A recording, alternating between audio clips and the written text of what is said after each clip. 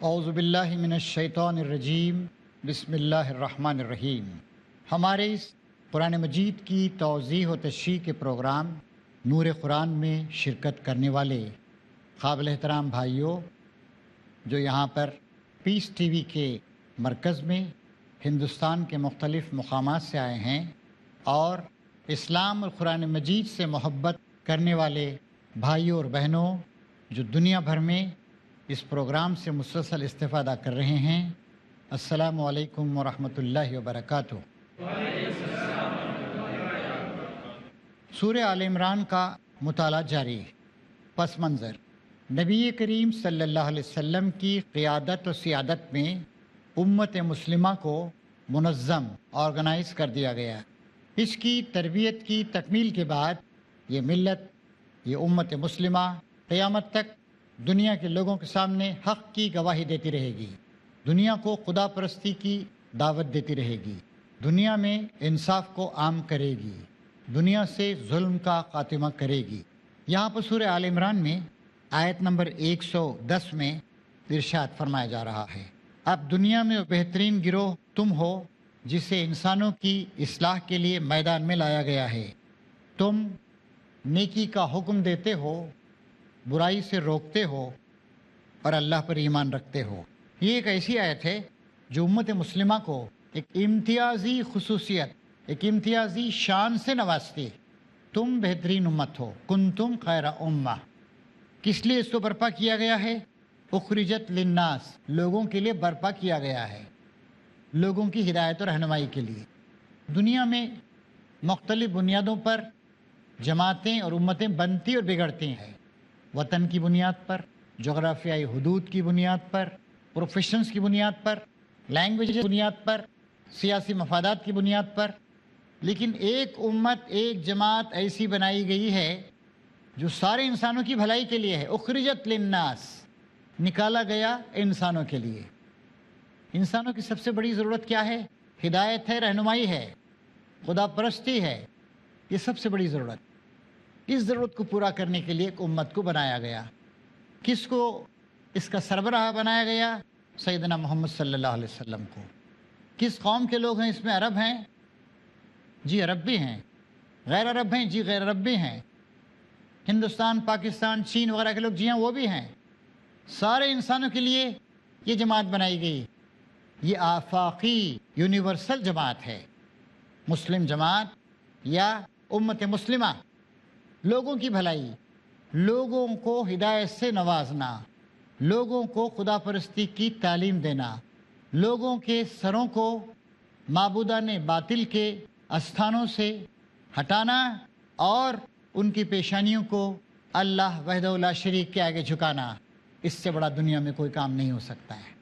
اور اس کے ساتھ ساتھ بہت ساری ضمنی چیزیں ہیں، مثلاً ان کے عقائد کو درست کرنا، ان کے اخلاق کو ٹھیک کرنا، ان کے کردار کو اونچا بنانا، ان کے اندر انسانی ہمدردی کی روشنی کو جگانا، ان کو تہذیب و تمدن سے آشنا کرنا، ان کے ذریعے سے ایک بین الاقوامی انٹرنیشنل سویلائزیشن، تہذیب و تمدن کو فروغ دینا، ان کے ذریعے سے کائنات کی تسخیر کا کام جو انسان کرنا چاہتا ہے اس کے طور طریقے سکھانا۔ اتنا بڑا مقصد ہے اس امت کا۔ فرمایا گیا تم نیکی کا حکم دیتے ہو، وہی معروف اور منکر، وہی الفاظ آئے۔ معروف جانی بوجھی نیکیاں، سب اس کو مانتے ہیں۔ سچ کی تعریف میں کوئی تقریر کرنے اور کوئی سروے کرنے کی ضرورت نہیں، سچ انسانی فطرت کے مطابق۔ آپ جانتے ہیں پولیگراف ٹیسٹ، یا آدمی کو جھوٹ بولے تو آلات بتا دے کہ یہ جھوٹ بول رہا ہے۔ پولیگراف ٹیسٹ جو ہوتا ہے، جن لوگوں پہ الزام لگتا ہے، پولیس وہ ٹیسٹ کراتی۔ کیوں؟ جھوٹ انسان کی فطرت کے خلاف۔ آدمی جب جھوٹ بولتا ہے تو آدمی کے دل کی حرکت، اس کے خون کا دوران وغیرہ متاثر، معلوم ہو جاتا ہے کہ شخص جھوٹ بول رہا ہے۔ آدمی گناہ کرتا ہے تو وہ پاکیزہ انسانی فطرت سے ہٹ جاتا ہے۔ اسی لیے فرمایا نبی کریم صلی اللہ علیہ وسلم نے، جب کوئی مسلمان چوری کرتا ہے تو اس وقت ایمان اس کے اندر نہیں ہوتا ہے، ایمان اس سے نکل جاتا ہے، اس کا ایمان باہر چلا جاتا ہے، اور پھر اس برے کام سے، جھوٹ سے، چوری سے، بدکاری سے فارغ ہوتا ہے، تب پھر ایمان اس کا لوٹ کر اس کے اندر آتا ہے۔ اتنی خراب چیز ہے ایمان اور یہ بڑی بڑی برائیاں دونوں ساتھ ساتھ نہیں رہ سکتی. تو جھوٹ غلط ہے، شرک غلط ہے. جب ایک چھوٹا سا ایک آدمی جھوٹ بولتا ہے کہ میں نے 100 روپے لیے نہیں لیے، تب اس کا دوران خون، اس کا بلڈ پریشر اور پھر اس کے بعد اس کی دل کی دھڑکن، ہارٹ بیٹ سب متاثر ہو جاتے ہیں. تو آدمی جب شرک کرتا ہے، یعنی دنیا کا سب سے بڑا جھوٹا کام کرتا ہے کہ اللہ کے علاوہ کسی اور کے آگے سر جھکاتا ہے، تو سوچئے کتنا غیر فطری، کتنا ان نیچرل، کتنا against humanity, against his dignity وہ کام کر رہا ہے. تو یہاں فرمایا جا رہا ہے کہ تم کو لوگوں کے لیے نکالا گیا ہے، لوگوں کو حق کی تعلیم دینا، خدا پرستی کے آداب سے آگاہ کرانا، ان کا تزکیہ کرنا، انہیں بھلائیوں میں مضبوط کرنا تمہارا کام. کتنا بڑا کام! اور قیامت تک اس جماعت کو، امت مسلمہ کو یہ کام کرنا ہے. تم نیکی کا حکم دیتے ہو، بدی سے روکتے ہو. جیسے میں عرض کر رہا تھا، نیکی کیا ہے لوگوں کو معلوم. جھوٹ آدمی بھی نہیں کہے گا کہ ہاں جھوٹ صحیح ہے، چور بھی نہیں کہے گا کہ چوری صحیح ہے، زناکاری، بدکاری، بے حیائی، بدماشی، بے پردگی کرنے والا بھی حمایت نہیں کر سکتا کہ یہ ٹھیک ہے. شراب پینے والا بھی شراب کی حمایت میں تقریر نہیں کرے گا، ہاں صاحب غلطی ہے، ہو گیا جی، کیا کریں جی، چھوڑنے کی کوشش کر رہے ہیں. شراب تو بہت بڑی برائی، اس سے کوئی چھوٹی برائی سگریٹ ہے. ایک آدمی اگر سگریٹ پیتا بھی ہے تو کم سے کم اپنے بچے کو محفوظ رکھے گا، میرا بچہ کم سے کم یہ برائی نہ کرے. تو برائی کیا ہے، بھلائی کیا ہے؟ اسی لیے اللہ میں نے کہا معروف، نون تھنگس وچ آر گڈ. معروف یعنی نون ہے، وہ معلوم ہے. منکر اس کا خراب ہونا معلوم ہے. تو اتنا بڑا کام اس امت کو دیا گیا. اور پھر فرمایا گیا وَتُؤْمِنُونَ بِاللَّهِ، اور اللہ پر ایمان رکھتے ہو. اللہ پر ایمان کی یہ سب شاخیں ہیں کہ بھلائیوں کو اپناتے ہو، برائیوں کو چھوڑ دیتے ہو، بھلائیوں کا حکم دیتے ہو، برائیوں سے روکتے ہو، بھلائیوں کو پروان چڑھاتے ہو، برائیوں کا مقابلہ کرتے ہو، بھلائی کی قوتوں کے ترجمان اور علمبردار بن جاتے ہو، اور برائیوں کے خلاف جدوجہد کرتے ہو. پھر فرمایا گیا یہ اہل کتاب ایمان لاتے تو انہی کے حق میں بہتر تھا. اہل کتاب کی کیا غلطی اور خرابی تھی؟ دین کی بنیادوں کو چھوڑ دیا اور اختلافات کا شکار ہو گئے، اور فرقہ بندیاں کر کے ہزاروں فرقوں میں بٹ گئے. چھوٹی چھوٹی باتوں پر اپنی جماعتیں، اپنی پارٹیاں، اپنے ادارے الگ الگ بنائے اور لڑنے جھگڑنے لگے آپس میں.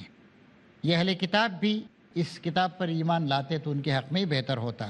اگرچہ ان میں سے کچھ لوگ ایماندار بھی پائے جاتے ہیں، مگر ان کے بیشتر افراد نافرمان ہیں. یہ تمہارا کچھ بگاڑ نہیں سکتے، زیادہ سے زیادہ بس کچھ ستا سکتے ہیں.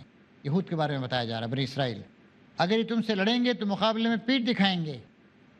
اور دنیا نے دیکھا کہ جنہوں نے حضور کے ساتھ مقابلہ کیا کیوں پیٹھ دکھا گئے؟ آپس میں متحد نہیں تھے، حق پہ قائم نہیں تھے. حق بہت بڑی طاقت، حق پہ اگر آپ قائم ہیں تو آپ کو بڑی طاقت ملے گی، اللہ کی حمایت حاصل ہوگی آپ کو.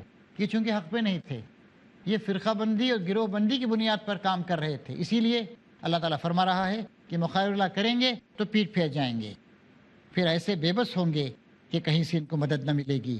یہ جہاں بھی پائے گئے ان پر ذلت کی مار ہی پڑی.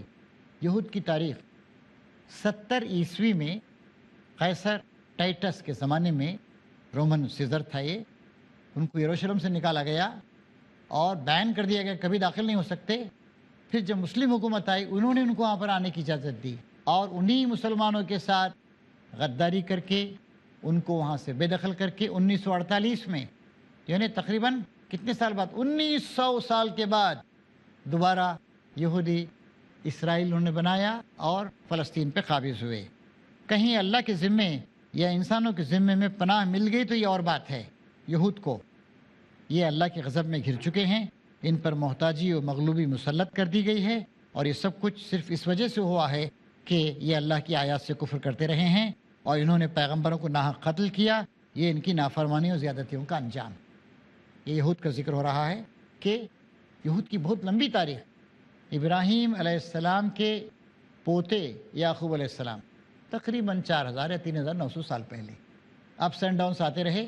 جب یہ فلسطین میں تھے اور 70 عیسوی میں قیصر ٹائٹس نے نکال دیا ان کو وہاں سے. پھر مسلم حکومت آئی، اسلامی حکومت، تو ان کو وہاں کے رہنے کی اجازت دی. مسلمانوں نے بہت ہی فراخ دلی کی پالیسی اپنائی تھی. اور پھر اس کے بعد 1948 میں دنیا کے کچھ لوگوں نے اپنی مصلحتوں کے تحت ان یہودیوں کی حکومت اسرائیل میں قائم کی۔ تو یہ ان کی تاریخ رہی ہے۔ کیوں؟ یہ اللہ کی آیات سے کفر کرتے رہے ہیں، انہوں نے پیغمبروں کو ناحق قتل کیا ہے، یہ ان کی نافرمانیوں اور زیادتیوں کا انجام۔ اس وقت بریک لینے کا ایک وقت ہے، انشاءاللہ بریک کے بعد ہم پھر اپنی بات جاری رکھیں گے، اور انشاءاللہ ہمارے اس ورکشاپ کے شرکاء کو آخر میں 2-1 سوالات کرنے کا موقع ملے گا۔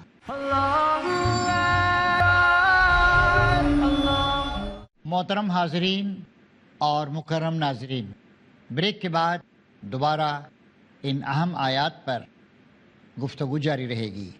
آگے اللہ تعالیٰ فرما رہا ہے، سارے اہل کتاب یکساں نہیں ہیں، اللہ تعالیٰ سے زیادہ انصاف پسند صحیح بات کہنے والا کوئی نہیں ہو سکتا ہے۔ ان میں سے کچھ لوگ ایسے بھی ہیں جو راہ راست پر قائم ہیں، راتوں کو اللہ کی آیات پڑھتے ہیں، اس کے آگے سجدہ ریز ہوتے ہیں، اللہ اور روز آخرت پر ایمان رکھتے ہیں، نیکی کا حکم دیتے ہیں، برائیوں سے روکتے ہیں، بھلائی کے کاموں میں سرگرم رہتے ہیں۔ اور ہمیں بھی امت مسلمہ کے لوگوں کو بھی اللہ تعالیٰ کی اس سنت، اس طریقے کو اپنانا چاہیے۔ ہم کسی کے اندھے مخالف نہیں ہیں، ہم نیکی کے طرفدار اور برائی کے مخالف ہیں۔ ہمارا اپنا بھائی برائی کرے گا تو ہم اس کی مخالفت کریں گے، ہمارا اپنا بھائی غلطی کرے گا تو ہم تعصب میں آ کر اس کی حمایت نہیں کریں گے۔ دیکھیے اللہ تعالیٰ کیا بتا رہا ہے، بنی اسرائیل یا یہود اہل کتاب کے زیادہ تر لوگوں کا حال اتنا خراب تھا کہ نیکی کے بجائے گویا بدی کے ترجمان بن گئے تھے، فرقہ بندیاں کر لی تھی انہوں نے، توحید کے بنیادی مطالبات کو ترک کر دیا تھا، چھوٹی چھوٹی باتوں کی بنیاد پر فرقے بنا لیے، عبادت گاہیں الگ کر لیں، ایک دوسرے سے برسر پیکار ہو گئے۔ لیکن اللہ تعالیٰ فرماتا ہے کہ ان میں سب اہل کتاب ایسے نہیں ہیں، ان میں کچھ لوگ ایسے ہیں جو راہ راست پر قائم ہیں، راتوں کو اللہ کی آیات پڑھتے ہیں۔ رات کا وقت بہت ہی پرسکون کا ہوتا ہے، اسی لیے اس عبادت کو بہت اونچا درجہ دیا گیا ہے جو رات کے آخری پہر میں طلوع فجر سے پہلے کی جاتی ہے۔ اس وقت انسان کا ذہن فریش ہوتا ہے، باتیں سمجھ میں آتی ہیں، انالیسس کر سکتا ہے اور چیزوں کو ذہن میں بٹھا سکتا ہے۔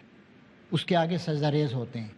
نماز بہت اونچی عبادت ہے اور سجدہ نماز کی چوٹی ہے، اگرچہ کہ آدمی نیچے ہوتا ہے لیکن اللہ سے بہت قریب ہو جاتا ہے۔ چنانچہ فرمایا نبی کریم صلی اللہ علیہ وسلم نے، سجدے میں انسان اللہ تعالیٰ سے بہت قریب ہو جاتا ہے، اور سجدے میں اللہ سے مانگو۔ قرآن شریف کی آیت ہے، سجدہ کرو اور قریب ہو جاؤ اللہ تبارک و تعالیٰ سے۔ اللہ روز آخرت پر ایمان رکھتے ہیں، اور روز آخرت پر ایمان رکھنے کا مطلب ہم پر واضح ہے کہ صرف آخرت آئے گی اس فیکٹ کو مان لینا نہیں ہے۔ آخرت آئے گی، آخرت ہی اصل زندگی ہے، دنیا آخرت کا پیش خیمہ ہے، دنیا کے تمام کاموں کا حساب وہاں پہ دینا ہوگا، دنیا میں جو کچھ کمائیں گے اس کمائی کا بدلہ وہیں پر ملے گا، دنیا میں جتنے خراب کام کیے ہیں ان کا بدلہ وہاں ملے گا۔ یہ ساری باتیں آخرت کے تصور کے تحت ہیں۔ اللہ روز آخرت پر ایمان رکھتے ہیں، نیکی کا حکم دیتے ہیں، برائیوں سے روکتے ہیں، انہیں بڑی فکر ہے۔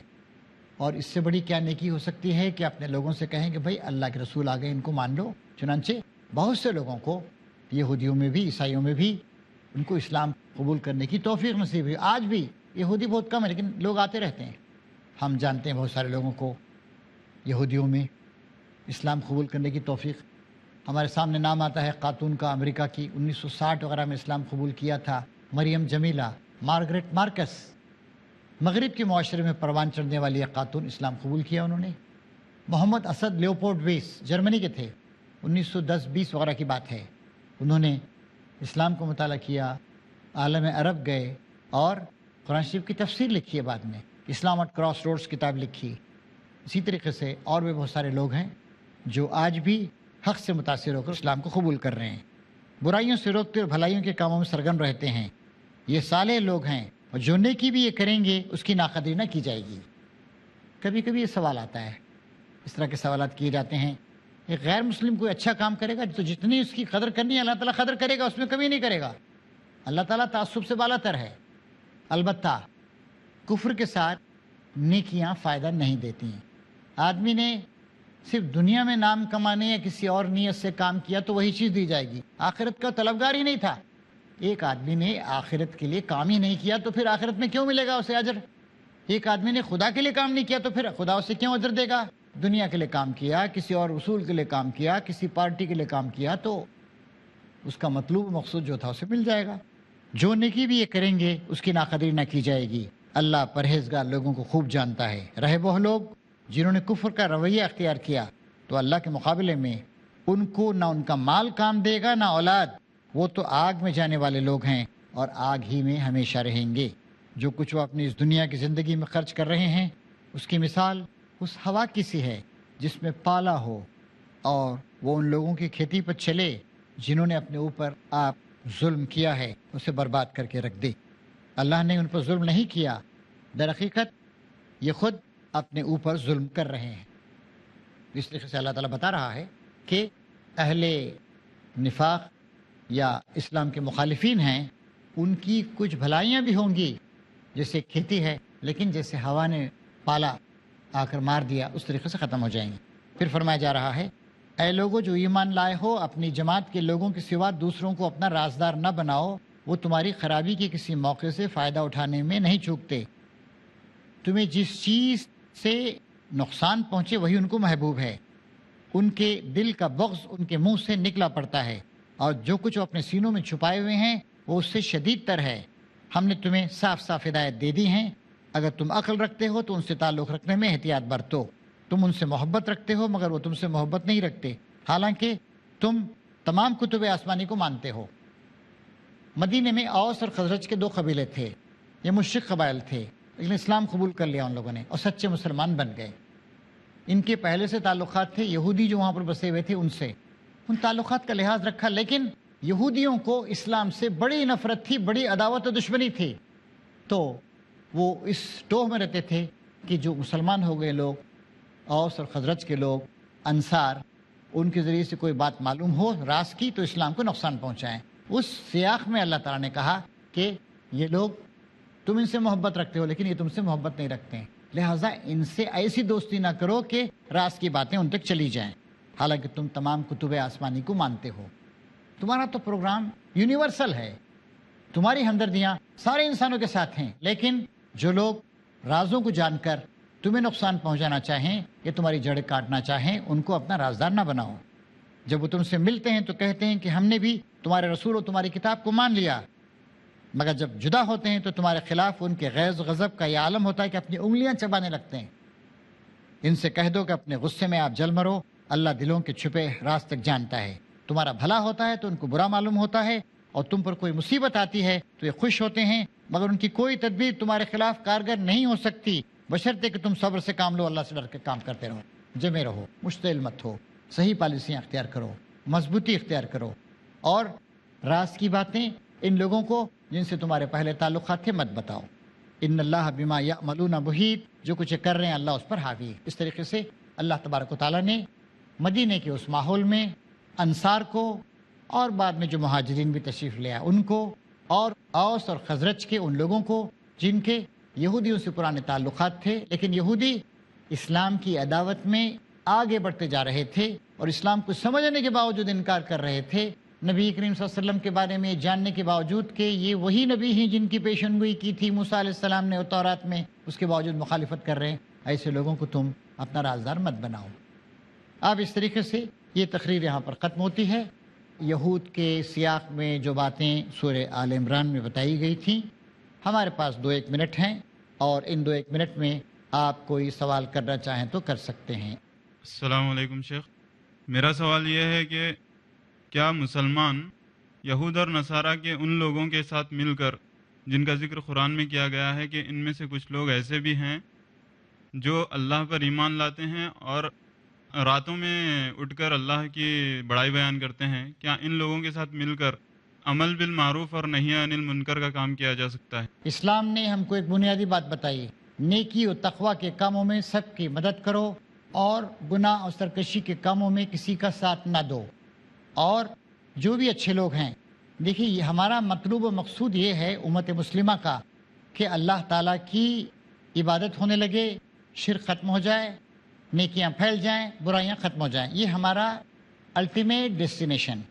لیکن ظاہر ہے کہ سب لوگ فوراً اول مرحلے میں ہمارے ساتھ نہیں آئیں گے، تو جزوی طور پر بھی کوئی آدمی یا کوئی گروہ اچھے کام میں آپ کا ساتھ دیتا ہے تو آپ اس کا ساتھ لے سکتے ہیں، اور آپ اس کا ساتھ دینا چاہیے، تاکہ گریجولی آہستہ آہستہ خرابیاں ختم ہوں اور وہ الٹیمیٹ ڈیسٹینیشن کہ اللہ تعالیٰ کا دین چھا جائے، اللہ تعالیٰ کا دین قائم ہو جائے، وہ ہو سکے۔ السلام علیکم شیخ، آپ نے بتایا کہ یہودیوں پر فقر اور محتاجی مسلط کر دی گئی ہے، لیکن دیکھا جا رہا ہے کہ ان کو دنیا میں دولت کی فراوانی اور خوشحالی حاصل ہے، تو اس فقر اور محتاجی سے کیا مراد ہے؟ ایکسیپشن تو ہر وقت ہوتے ہیں۔ یہودیوں کی تاریخ تقریباً 3800 یا 3900 سال کی ہے، اور میں نے آپ کو ان کی پچھلی تاریخ بتائی کہ 70 عیسوی میں ان کو یروشلم سے نکالا گیا، اور اس کے بعد وہ دنیا کے مختلف ملکوں میں مارے مارے پھرتے رہے۔ 1948 سے 2010 تک، یعنی تقریباً 60 سال ان کو تھوڑی سی جو سپورٹ مل گیا ہے، وہ بھی اللہ تعالیٰ کہتا ہے کہ اللہ کی طرف سے یا لوگوں کی طرف سے پروٹیکشن جو ٹیمپرری ہوتا ہے اس سے وہ تھوڑا سا فائدہ اٹھا لیں گے، ورنہ ان کی طویل ترین تاریخ 3900 سال کی تاریخ بتاتی ہے کہ ان کے ہاں اپس بہت کم رہے، ڈاؤنز بہت زیادہ رہے۔ تو تھوڑا بہت کسی قوم کو کسی بھلائی کا حاصل ہو جانا اس اصول سے وہ ہٹا ہوا نہیں ہے۔ حاضرین و ناظرین، ہمارا ورکشاپ اس موضوع پر آج مکمل ہوتا ہے۔ اللہ تعالیٰ سے دعا ہے آپ کی ہماری رہنمائی فرمائے، قرآن مجید کی ان روشن آیات کی روشنی میں ہم اپنی زندگیوں کی اور دنیا کی تعمیر جدید کریں۔ اللہ تعالیٰ اس کی توفیق ہم کو عطا فرمائے۔ وآخر دعوانا ان الحمد للہ رب العالمین۔